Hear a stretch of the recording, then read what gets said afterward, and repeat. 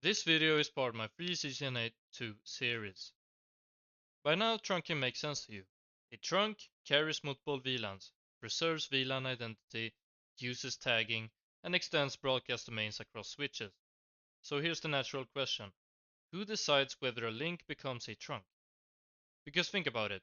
When you connect two switches with a cable, how does a link know what it's supposed to be? Access? Trunk? Who chooses? In early enterprise networks, Cisco introduced something to make that decision automatic. That protocol is called Dynamic Trunking Protocol, or DTP for short. Today, most modern networks disable it. But to understand why it's disabled, you first need to understand why it existed. Imagine early VLAN deployments. Networks were expanding rapidly. Engineers were adding switches constantly, expanding floors, and extending VLANs everywhere. Every time two switches were connected, someone had to answer a question. Is this link an access link or a trunk link? So here's the critical detail. If one side is trunk and the other side is access, VLAN identity breaks. Traffic gets misinterpreted. Broadcast domain leak or collapse. So Cisco asked, what if switches could coordinate this automatically? Instead of requiring engineers to configure both sides manually, they created DTP. The idea was simple. Let the switches talk and decide together. On paper, that sounds helpful. DTP is a Cisco proprietary protocol. That means that it's only for Cisco devices. Its only purpose is to negotiate trunk formation between directly connected switches. That's it. It does not tag frames, or route traffic, or enforce security. It simply allows two ports to ask each other, do you want to form a trunk? If both agree, the link becomes a trunk. Think of DTP as a handshake protocol for trunking. Nothing more. Now, let's slow this down. Switch ports can operate in different behavioral modes. Conceptually, always trunk, always access, or always dynamic, negotiate if the other side is willing. When two switches connect, DTP messages are exchanged. Each side advertises its intention. If both sides agree, the link becomes a trunk. But if not, it remains access. So trunk formation becomes conditional, dependent, influenced by the neighbor. That's negotiation. Now, in early VLAN deployments, this was extremely attractive. Networks were growing fast. Manual configuration errors were common. Engineers wanted a plug-and-play expansion, so DTP offered convenience.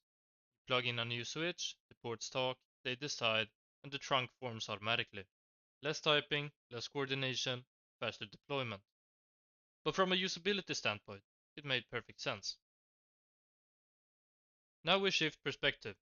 In networking, automatic behavior introduces ambiguity, and ambiguity introduces unpredictability. If ports are left in negotiation mode, you are not explicitly deciding trunk behavior. You are allowing the neighbor to influence it. That seems harmless, but in large networks, neighbor influence becomes dangerous, because now behavior depends on what's connected, not on what you configured. Imagine this scenario. You configure an access port for a user, but you leave it in dynamic mode. Now someone connects another switch or a device capable of speaking DTP, and if that device says, I would like to form a trunk, and your port is willing, it may become a trunk automatically. That means that multiple VLANs now can traverse that link. Broadcast domains extend unexpectedly. Network boundaries shift, and not because you configured it, because you allowed the negotiation to happen. That's the core risk. Modern best practice is simple. Be explicit and never rely on negotiation.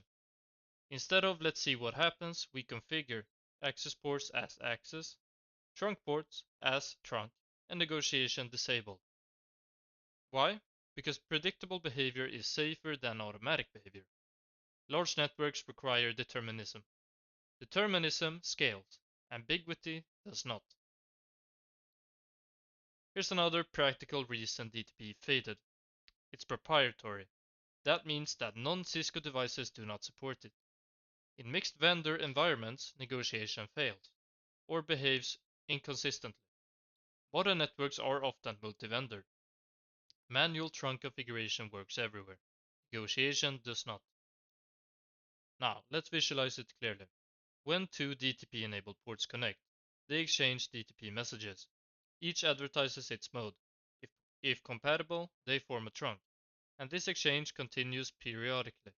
That means the link's behavior isn't static unless forced to be. It's dynamic. Dynamic control is powerful, but unmanaged dynamic behavior introduces risk.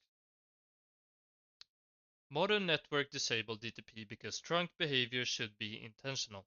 Access ports should never negotiate upward. Predictability beats convenience, and control beats ambiguity. Multi-vendor environments require explicit configuration, and it's not that DTP is broken, it's that structured design no longer needs it. Now, disabling DTP does not break trunks. This is where beginners get confused. It disables the negotiation. You can still configure a trunk manually or an access port manually. You are simply removing the decide automatically step. Think of it like this. You're not removing the engine, you're turning off automatic gear shifting. Manual trunking still works perfectly. Now, DTP teaches a broader lesson about network design.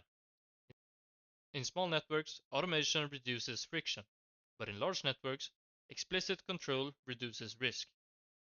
As enterprise networking matured, stability became more important than convenience.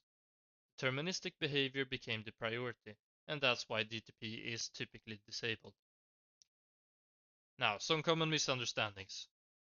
DTP is required for trunking. No, it's only for negotiation. Disabling DTP disables tagging. That's not true. 802.1q tags works independently. DTP is a security feature. No, it negotiates trunk formation and nothing more. Modern switches do not support DTP.